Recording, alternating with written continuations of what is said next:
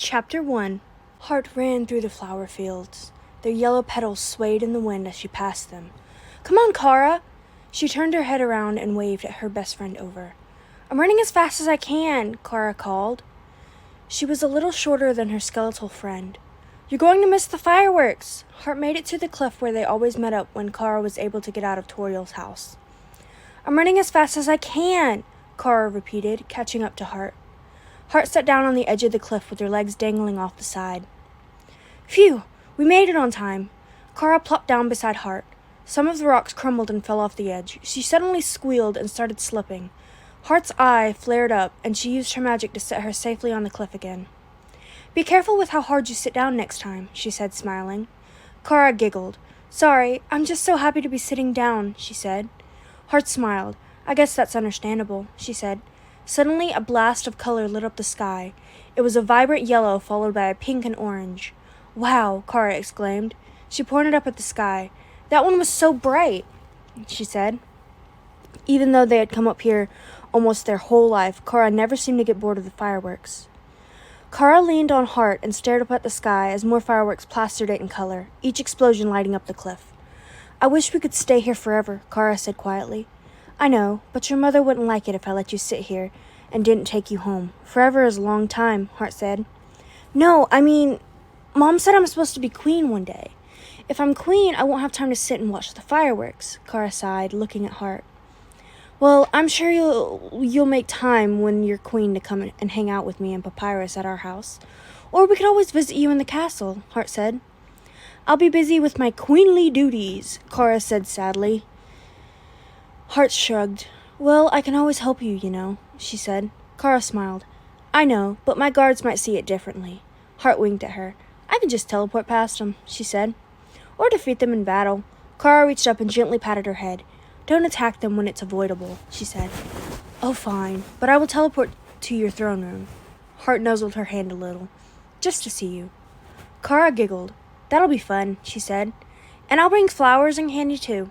Your favorites, buttercups and chocolate." Heart rubbed her hair gently, humming a little. "Promise me that we'll always be friends," Kara said. "I promise," Heart said. Kara held out her hand. "Here, this marks our promise and our friendship," she said. Heart held out her hand underneath Kara's hand, and she dropped a necklace into her palm. "It's a locket. Mom put it together when we became friends," she said. Heart looked at the locket. It was yellow with a little golden heart. She opened it and looked inside. There was a picture of Heart on one side and a picture of Kara on the other. "It's really pretty," Heart said. She closed it and then put it on. "It looks good on you," Kara said. "Thanks. I will never take it off." Kara smiled. "Good," she said. "I'll check every time I see you to see if you're wearing it." Heart laughed a little. Then she looked at the sky and noticed that the fireworks had stopped. "All right, kiddo. Time to head to your home." Kara frowned. "But I don't want to go home yet," she said. Heart stood up and stretched, lifting Kara with her magic. "I don't want to be yelled at by Toriel again," she said. "She's terrifying when she's angry." Kara sighed. "Oh, fine. I guess Mom can be a little scary when she's mad." Heart turned and started walking and carrying Kara. "Maybe tomorrow we can go get some ice cream." "I don't think Toriel would have a problem with that, do you?" she asked. Kara shrugged. "Maybe, maybe not. I'd have to ask her when we got there, though," she replied. Heart nodded. She found it strange that none of their usual friends were on the path that they were taking. It was unusually quiet. "Where is everybody?" Kara asked quietly, echoing Heart's thoughts. Heart looked around and brought Kara closer to her. "Maybe they're just not here today," she said. Heart continued walking. Soon they made it to the ruins. Heart rose her hand a little and knocked on the door, gently. "Toriel?" she called. Kara looked around, looking a little scared. There was a shuffling noise on the other side of the door, and a moment later, Toriel opened the door. "Kara! Heart!" She pulled both into a hug. "Hey, Tor." Heart hugged her back. Kara sighed in relief and hugged her mother back as well. "I was going to call you in a minute, but the phone didn't ring, so I got a little worried," Toriel said. Heart shrugged. "It's all right. I made sure to get Kara home straight after the fireworks, like I promised," she said. Kara nodded. "They were so pretty," she said excitedly.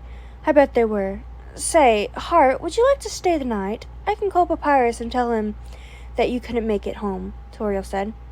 All right. I guess I can stay the night. I don't have anything to do tonight anyways," Heart replied. Oh, wonderful. Toriel let them go and stood up straight. Let's go inside now. I have a cake that should be about done. She smiled softly. Kara clapped her hands and ran inside past Toriel. I'm grateful that Kara has a friend like you, Toriel said once Kara was out of earshot. When she was made queen, like I once was, why don't you enlist in the royal guard? She asked. Heart tensed up. Her brother was in the royal guard, and worked himself to the bone, quite literally, not really having any time to spend with anyone other than King Asriel as his personal guard.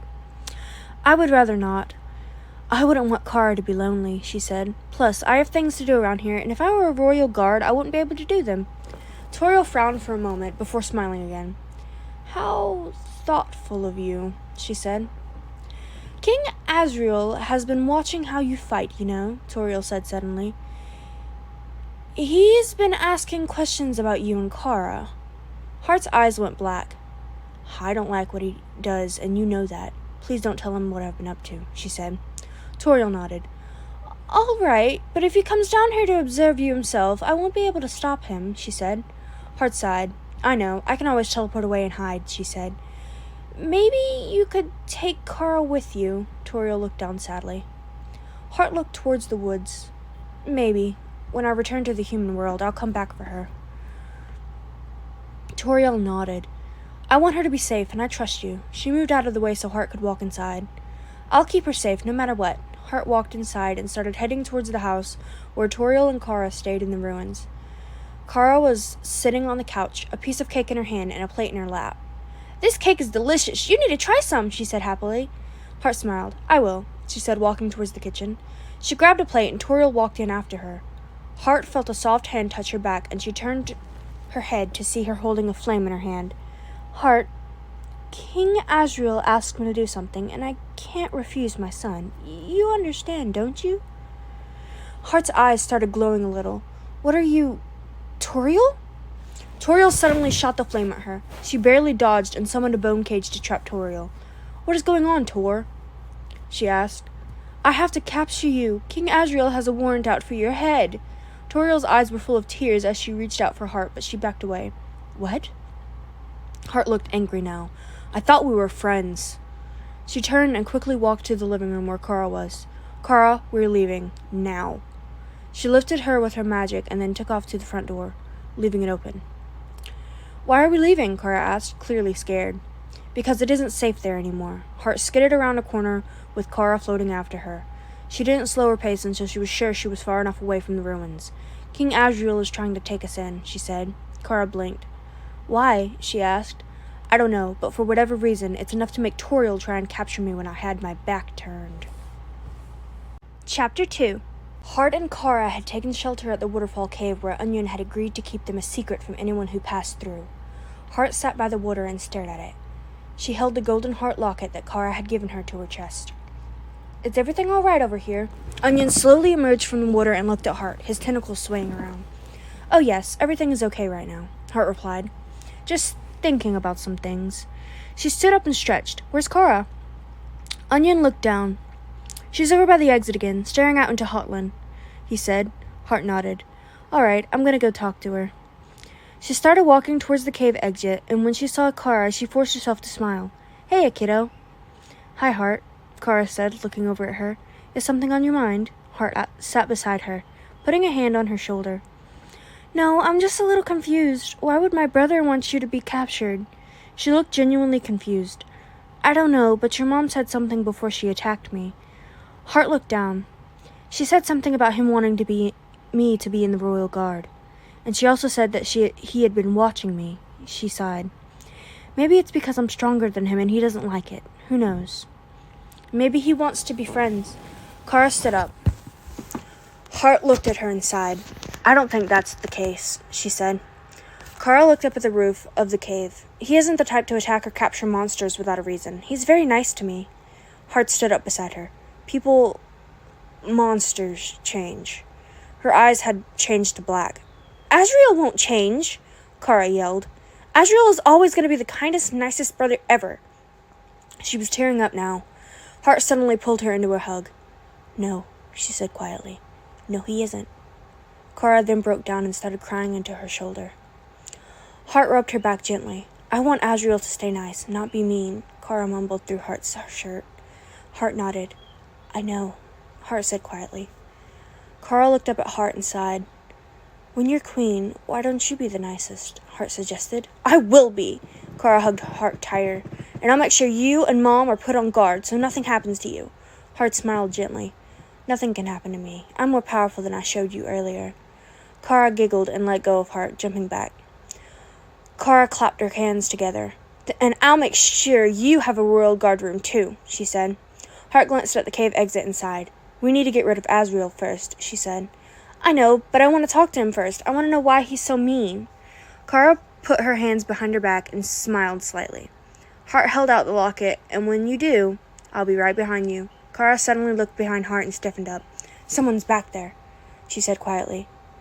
Heart looked behind herself, and her eyes started glowing. Who's there? She called. A shape started walking out from the shadows, and when the figure stepped into the light... Brother?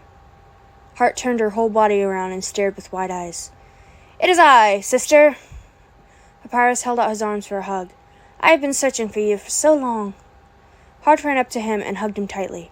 Kara was standing a little bit away. She clearly didn't trust him. Heart let go of Papyrus and motioned her hand towards Kara.